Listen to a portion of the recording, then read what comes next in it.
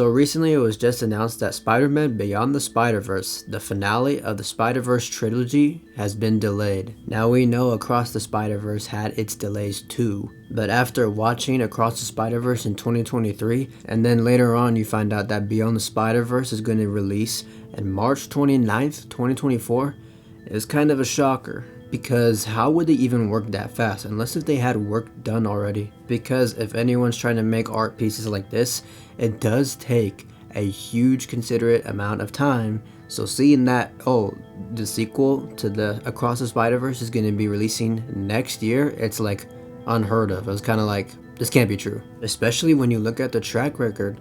Spider-Man Into the Spider-Verse released in 2018, and then 5 years later the sequel came out. Well, now that's true because it's finally confirmed that Beyond the Spider-Verse is delayed for a potential 2 to 3 more years of production. We shouldn't feel bad for having our hopes up, but it really was out of their nature. Matter of fact, out of anyone's nature, because this sequel, the timing, was supposed to be the shortest anyone would have to wait for any Marvel film. Specifically, its Marvel sequel. And for an animated movie at that, we could have only hoped for the best, but this shouldn't be a shocker. Don't forget about the SAG-AFTRA strikes, and there have been stories brewing up about working conditions and expectations. So yeah, that March 29th release day was definitely out the window. But then again, you'd expect they'd finish it within a year, especially with the animation that they make. Don't even include the SAG-AFTRA strikes. That alone in itself seems impossible to do in a year, unless if you got a super decked out team ready to go. But if anything, this is good news because it truly does give them time.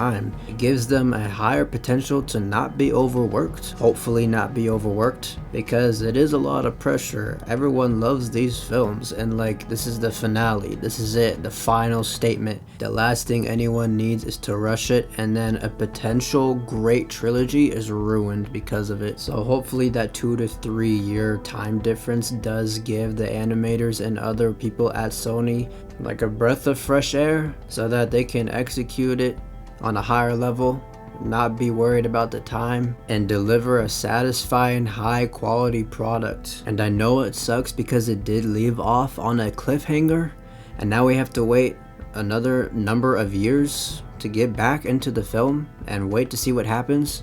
But that does give them more time again to just not fail, just not being rushed and then having to make decisions that are just based on, we need to get this done by this time, rather than actually executing what is valuable to the story.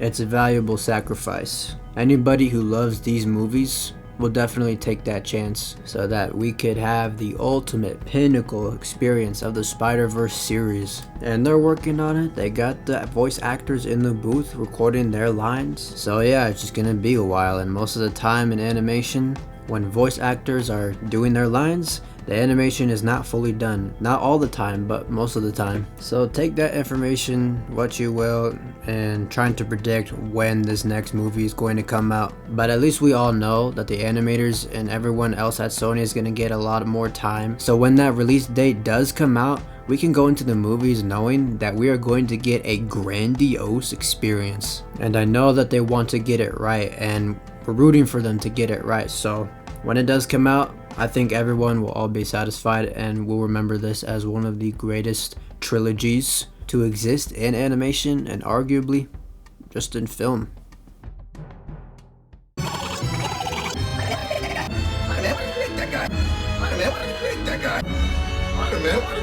That guy.